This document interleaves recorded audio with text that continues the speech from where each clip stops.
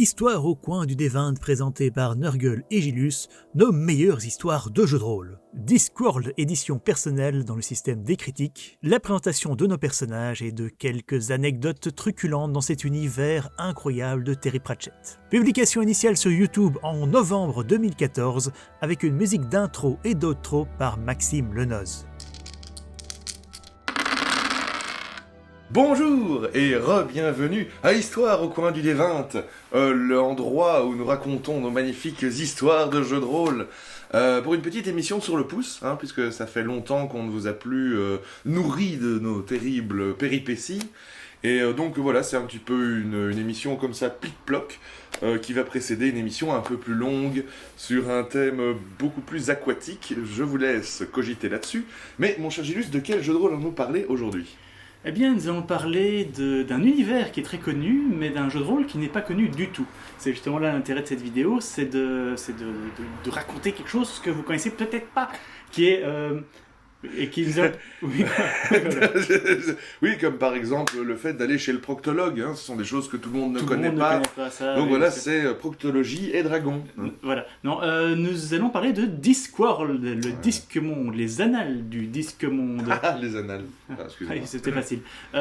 Et donc, alors, premièrement, chose à préciser, c'est qu'il existe bel et bien un jeu de rôle, Discworld, en anglais uniquement, à ma connaissance, qui utilise des règles GURPS. Alors GURPS, je ne me souviens plus exactement ce que ça veut dire, mais c'est General Universe Role Playing Setting, Système.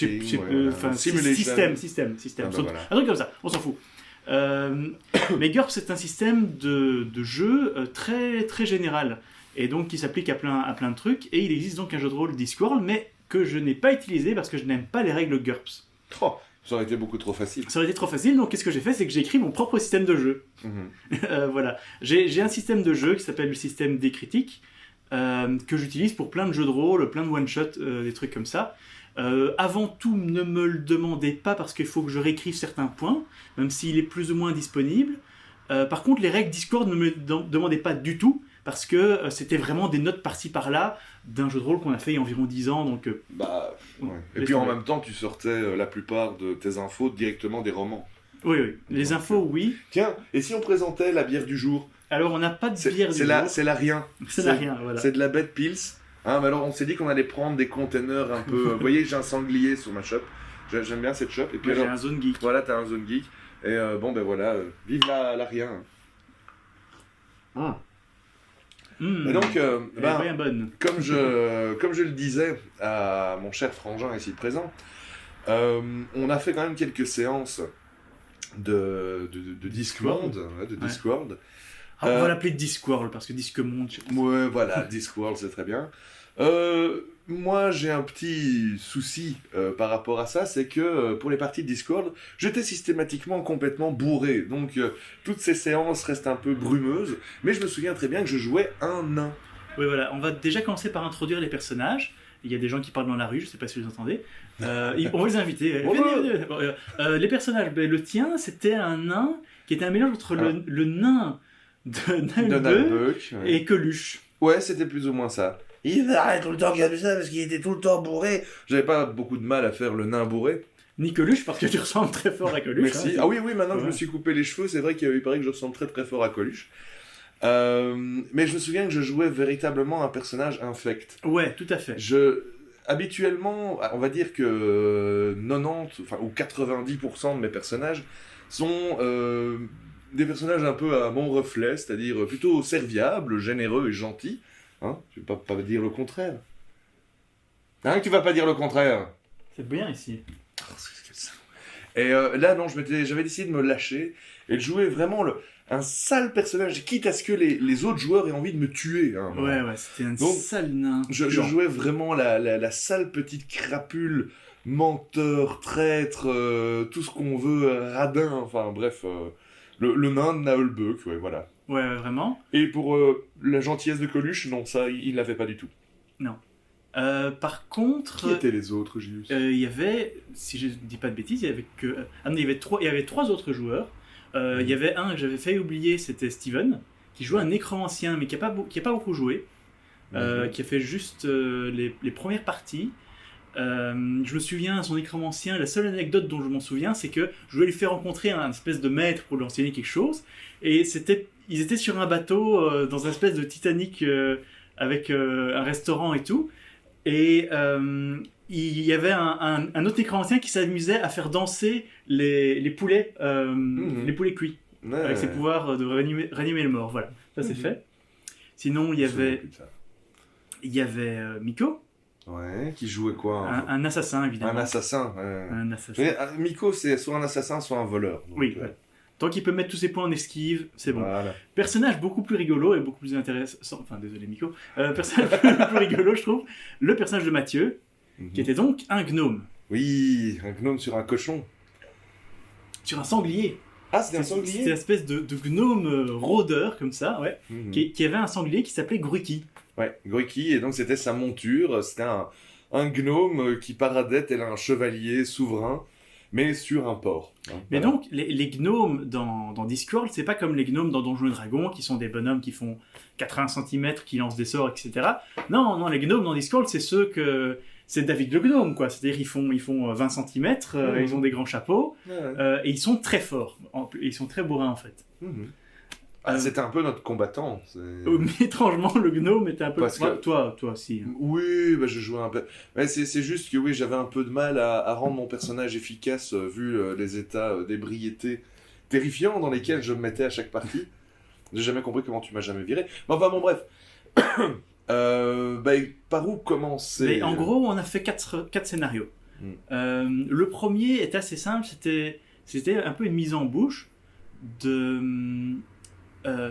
il s'était retrouvé dans le tambour rafistolé, qui est donc le grand bar de Discworld. Tiens, d'ailleurs, anecdote, on disait les dangers des univers connus. J'ai essayé de jouer un petit peu entre les deux. Tu sais, notre épisode, les dangers des univers connus. J'ai essayé de jouer un petit peu entre les deux en mettant pas trop de personnages connus dans ce jeu de rôle. Mais il y en a un qui est indispensable, c'est la mort. On ne peut pas faire sans la mort, qui est de toute façon... Le personnage principal de Discworld, d'une certaine manière. Un petit peu, on peut le dire. Avec Rincevent, c'est comme ça. Rincevent, ouais. Mais j'avais pas à le remettre Rincevent ou quoi que ce soit. J'ai fait que ça se passait un petit peu à une époque différente. Et donc, vous étiez retrouvés dans cette auberge, et je crois que l'un de vous avait renversé sa bière sur une sorcière. Ouais, c'était un truc comme ça. Ou de toute façon, on s'était joyeusement foutu d'elle. Voilà, ouais. On n'avait aucun respect pour cette espèce de vieille mamie grincheuse à qui on a certainement botté le cul à un moment ou à un autre. Et donc, elle nous prend en grippe. On s'est rendu compte que c'était une mauvaise idée d'insulter et de traiter comme une merde une sorcière sans savoir exactement quelle est la puissance de ses sorts. Bien sûr. Et donc, en fait, ce qu'elle a fait, la sorcière, c'est qu'elle les a maudits, et toute l'auberge s'est retrouvée en enfer. C'était un scénario un peu bizarre, j'avoue. Toute l'auberge s'est retrouvée en enfer. Et ça durait jusqu'à ce que tous les gens dans l'auberge se soient excusés. Ouais. Et donc, votre but, c'était d'aller de personne en personne, et à chaque fois, les obliger d'une façon ou d'une autre à s'excuser. Et il y avait entre autres un fantôme qui traînait là, où ils ont dû trouver un moyen... Enfin, vous deviez voler ces notes non payées. Son ardoise, vous deviez voler son ardoise. Oui, parce que son fantôme était là, parce qu'il avait une ardoise mirobolifiante. Voilà. Je me souviens plus de tout ça. Et il y avait un magicien qui était mort, et là vous avez rencontré la morte, et t'allais faire chier la morte. Voilà. Mais à un moment, je me suis dit, voilà. Mais dans l'émission sur le danger des univers connus, on vous l'a dit, si vous mettez un personnage connu du support, les joueurs vont aller le faire chier. Et ben moi, c'était la mort que j'avais été faire chier. Et je me souviens que j'arrêtais pas, et je disais, viens me battre. Et toi, tu jouais la mort très stoïque. De toute façon, la mort ne va pas te tuer avant ton heure. Oui, mais bien sûr, mais justement. Mais bon, moi je sais pas, sur le moment, ça me semblait être une très très bonne idée d'aller faire chier la mort elle-même. Et je me souviens, vous étiez sorti en enfer, et vous aviez trouvé Sisyphe qui poussait son rocher. Ouais. Et tu étais aussi, et vous mettiez à côté de lui, vous marchiez, vous foutiez de sa gueule. Ben oui, mais on jouait un groupe de personnages absolument crapuleux et imbuvables. Alors, mais oui, c'est Disquemont, hein, c'est pas censé jouer un paladin. Et donc, ce scénario était quand même assez bizarre, hein, mais c'était un petit peu une introduction. Et même si avant je les avais amenés dans la ville d'Ankh-Morpork. Et après, il y a eu l'histoire avec les 2 tours. Oui, celle-là je m'en souviens un peu plus. Ben vas-y alors. Bah, je me souviens qu'on arrive on est toujours à Ankh-Morpork, et il y a 2 mages qui essayent de construire la tour la plus haute. C'est 2 architectes. 2 architectes, Mais il y en voilà. a un qui travaille pour un mage. En fait, je me Voilà. souviens plus très bien de cette partie-là, pour être honnête. Et que donc, on a, pendant toute la séance, on a vraiment fait les putois en allant voir l'un. Et puis alors, ah, vous voulez m'aider? Oh, j'ai une belle récompense pour vous, si vous allez, genre, saboter la tour de l'autre. Puis on allait chez l'autre en lui disant, oui, voilà, votre pote là, on pense qu'il veut saboter votre tour, combien vous nous donnez si on en empêche? Et on a joué un double jeu complètement ridicule du début à la fin, qui je crois nous a rien rapporté du tout. Pas grand-chose. Mais si vous êtes retrouvé avec un appartement qui faisait... en fait, qui était enfin, un immeuble appartement qui faisait 1,50 m de large. Ouais, c'est possible. Voilà. Et c'était ça votre cadeau, c'était vous ayez une maison à Ankh-Morpork. Même si vous pouviez juste mettre votre lit. Ah, je te dis, moi je me souviens qu'on a joué les crapules, maintenant, dans les détails... Ah bon, les 2 scénarios d'après étaient quand même mieux, donc il y avait la fameuse histoire avec l'île, en fait c'est le truc cthulhuesque, l'île de Herlier qui ressortait de la mer intérieure dans Discord. Et ça commençait où vous passiez à côté d'un bateau qui était une espèce de Titanic, et il y avait, donc vous étiez 4 en effet, et on vous dit allez, vous êtes les derniers retardataires, rentrez. Donc vous rentrez dans le bateau sans rien dire, et quand le bateau part, vous voyez au loin le bon bateau. non, vous voyez au loin un gnome, un nain et 2 humains qui voulaient prendre le bateau, et en fait vous avez piqué leur place. Ah, c'est ça, oui, d'accord. Quoi qu'il en soit, Mais c'était même pas de notre faute, c'était toi qui avais prévu ça dans le scénario, donc nous on n'a rien à se reprocher. Bien sûr. Mais le truc, c'est qu'il y a des hommes poissons, donc il y a une île qui sort de la mer, il y a des hommes poissons qui commencent à sortir. Et ça, je crois que tu devrais t'en souvenir, c'est que avec l'approche de cette île, il y a des choses bizarres qui se passent. Et j'ai pris votre équipement chacun. On avait des objets qui se transformaient. Et vous aviez des objets qui se transformaient. Et toi, t'avais une corde. Qui s'est transformée en furet. En casserole. En casserole. En casserole. Bien sûr. Et Mais je confonds tout le temps les furets et les casseroles. c'est normal. C'était Miko qui avait eu une dague qui s'est transformée en furet. Ouais. Et il me disait, je lance le furet comme si c'était une dague. Mais oui, parce qu'on espérait que ça allait se transformer. On pensait qu'on avait acquis des super objets magiques, tu vois. Une casserole, corde, furet, dague. Et tu faisais chier les gens, t'allais voir les gens me dire c'est incroyable, regardez. Mais quoi, c'est une casserole? Mais non, c'est une corde. Et tu allais les voir. Et quand vous étiez voir l'expert de cette île, regardez ça. Et il vous a dit c'est une corde. Et donc, ouais. Mais voilà. oui, je me souviens plus ou moins de tout ça. Et chose, par contre, qui était bien marché, c'est que le personnage de Mathieu, Gruiki, s'était mis à parler. Son sanglier était devenu intelligent. Ah oui, il en était d'autant plus amoureux. Enfin, amoureux, attention. Et donc j'ai dû jouer. Oui, je suis le cochon. Oui. Pardon, Mais Mathieu aime bien les animaux parlants. Déjà dans Zombie, il avait un rat qui s'appelait Squeaky. Dans Zombie, il avait un rat qui s'appelait Squeaky. Il jouait un espèce de zombie clochard. Dans Innomie Satanis, il avait un hamster qui s'appelait Capitaine, comme dans Hamtaro. Mon Dieu. Et c'était un hamster avec une âme d'un démon. Oui, Mathieu doit toujours avoir son familier. Un familier, c'est très important pour lui. Et donc, il y a des hommes poissons qui sont sortis de la mer, qui ont commencé à vous attaquer sur le bateau. En fait, cette partie, cette vidéo, c'est... Je te rappelle que... Oui, c'est plus ou moins ça. Moi, je t'avais dit, je me souviens presque plus de rien. La prochaine fois, on fera un truc dont on se souvient plus. Ah. Et oui, un truc aussi à propos de Gruiki le cochon, il avait appris, le cochon savait lire et écrire, et donc le cochon a appris à lire et écrire au gnome de Mathieu.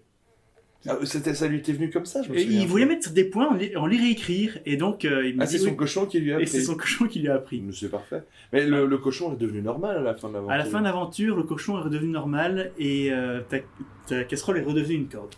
Non. Mais je crois que j'ai gardé le furet. Il me semble que j'ai gardé le furet. Ah, c'est possible. Et c'était dans quelle aventure qu'on s'est retrouvé face à des espèces de démons complètement difformes à la fin du scénario? C'était dans celui-là. À la fin, vous êtes allé sur l'île, et j'ai fait un vieux coup de maître-jeu, mais que j'ai exagéré, vu que c'est Discworld, c'est l'escalier qui glisse. Et donc, vous êtes rentré sur l'île, et je dis, il y a un long escalier. Donc, premier, fais-moi un jet de dextérité. Raté. Et vous avez tous raté votre jet dextérité. Bon, toi, t'étais le nain. Attends, oui, mais voilà, je veux dire, quand je joue un nain, moi, je m'embarrasse même plus d'essayer d'escalader. je saute directement dans le trou et je me reçois les blessures en tombant. Ouais, et vous êtes retrouvé en effet dans... Et ça j'avais oublié, comme quoi tu te souviens de certains trucs. Vous êtes retrouvé dans la dimension de la basse fosse, qui est donc vraiment... l'enfer, c'est assez gentil dans Discworld, parce que l'enfer, il y a des démons, mais ils font leur boulot. On peut discuter avec un démon. Voilà. Alors que dans la basse fosse... C'est vraiment... c'est très Lovecraftien. Oui, voilà, c'est un peu comme se retrouver dans la cervelle de H.P. Lovecraft après qu'il ait bu de l'absinthe et fumé de l'opium. Voilà, c'est un petit peu ça. Et donc, le dernier scénario, que je trouve celui qui est le plus dans l'idée des Discworld, un thème très récurrent dans les bouquins Discworld, j'en ai lu 25 ou 26, je crois, de bouquins Discworld, je suis quand même bien fan.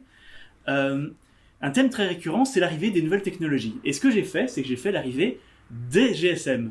Et c'était les boules de cristal. Les boules de cristal. Ouais. Qui, en fait, c'est un clin d'œil à Donjon. La BD Donjon. Ah, c'est de là que tu avais sorti ça, Ouais. c'est vrai. Et donc, l'idée, c'était que vous vendiez des boules de cristal qui vous permettaient de vous téléphoner les uns aux autres. Mais qu'est-ce qu'on a... Parce que je me souviens de ce fait-là, mais qu'est-ce qu'on avait fait exactement? En fait, il s'était passé plusieurs choses. Il y avait besoin... Pour faire ces boules de cristal, pour qu'elles marchent, il y avait besoin d'un animal magique. Et vous avez trouvé dans un cirque un lapin parlant qui s'appelait Hercule. Ah oui, l'histoire du lapin. Et en fait, d'ailleurs, dans mes règles Discworld, j'avais créé plein de possibilités de races jouables. J'avais fait les vampires, les zombies, et j'ai fait entre autres les animaux parlants, parce que mon personnage préféré de Discworld, c'est Gaspod, le chien parlant. Et donc, vous n'avez pas joué le lapin, mais il y avait un lapin parlant dont vous aviez besoin pour faire marcher les boules de cristal. Mais il y avait le chef du cirque, qui était un type qui se tapait la femme la plus grosse du monde à 2 têtes. Ouais. Tu te souviens de ça? Ça, je m'en souviens. Ouais. Oui, donc c'était le chef du cirque. Et je me souviens plus de ce qu'on a fait du lapin. On l'a pas perdu, on l'a Oui. pas fait mourir. Non, il était sympa. Mais c'est juste qu'à la fin, les gens commençaient à devenir fous et les boules de cristal se mettaient à exploser. Il y avait plein de problèmes techniques. Fonctionnement normal d'un GSM, enfin d'un portable. Voilà. Et ce que vous avez fait par contre à la fin, c'est que donc vous aviez un inventeur qui vous engageait pour vendre les boules de cristal et qui a dit voilà, il y a tout qui part en couille, rassemblons l'argent, je vous paye et on se sépare. Et ce que Miku a fait à ce moment-là, c'est qu'il l'a assommé et a dit bon, on garde tout l'argent pour nous maintenant. Ah, comme quoi, il a du bon, Miko, même dans ses vilainies les plus terrifiantes. Voilà. Bon, je vous ai pas... Ça s'est terminé comme ça d'ailleurs. Dans Discworld, tu peux pas voler sans l'accord de la guilde des voleurs. Donc, il y a la guilde des voleurs qui vous est tombée dessus. Vous avez été amené devant le patricien, qui est donc le chef avec son petit chien. Donc, c'est encore un personnage quand même que j'ai repris, qui vous a un petit peu tapé sur les doigts. Et en gros, ça, c'est la fin du dernier scénario. Ben, je sais plus pourquoi on a arrêté. Ça devenait peut-être difficile. Finissons. Et en fait, c'est le ventilo de mon flash, de la lumière qui se met en route. Vous avez un peu de bruit. Et il y a là, il y a une petite... Bon, on va terminer. Hein. Mais de toute façon, oui, moi, comme je disais, je garde pas énormément de souvenirs de ce jeu de rôle. Simplement parce que je me prenais des cuites avant de venir, ce qui est pas bien, hein, on peut pas faire ça normalement. Les jeux de rôle à l'époque chez Mathieu, c'était quelque chose. Ah, c'était quelque chose. Oui, je sais pas, c'est l'univers, les univers issus de bouquins, c'est quand même toujours très particulier. C'est pas toujours évident. Et ceux qui n'ont pas lu l'œuvre originale vont un peu se retrouver le bec dans l'eau. Surtout pour un jeu de rôle un petit peu parodique comme ça. Les jeux de rôle parodie, c'est pas facile. D'ailleurs, en parlant de jeux de rôle parodie, je suis désolé que vous ayez un bruit de fond comme ça, on va terminer. Je vais bientôt revenir vers vous pour vous parler d'un projet de jeu de rôle que j'ai envie d'éditer par crowdfunding, qui est un jeu de rôle où on joue des fous. J'en reparlerai une prochaine fois. Même qu'il l'a testé sur moi, son jeu de rôle. Et il est bien. Je vous ai fait le scénario d'introduction. On en reparlera. Ici, on a tous les aimants contre nous. Il n'y a plus de piles dans la caméra et il y a le ventilo qui s'est mis en route. Voilà. Mais sinon, comme on l'a dit, on va se retrouver assez bientôt, on vous le promet. Pour un jeu de rôle plus connu. Pour un jeu de rôle plus connu, qui sent un peu la vase et la perte de points de santé mentale qu'on aurait dû faire depuis longtemps. Ouais, c'est vrai. Un qu'il faut absolument qu'on fasse aussi, c'est Paranoia. Parce que là, il y a beaucoup à dire. Effectivement. Et ça peut être très drôle. Bon, on va parler plus fort que le ventilo. Les amis, on vous dit à la prochaine. Bye bye bye bye. Histoire au coin du D20 est une émission Zone Geek. Pour en savoir plus, n'hésitez pas à trouver nos divers réseaux sociaux dans la description. Et si vous voulez nous aider à continuer, vous pouvez trouver un lien Tipeee lui aussi dans la description. Vivez bien, vivez avec passion.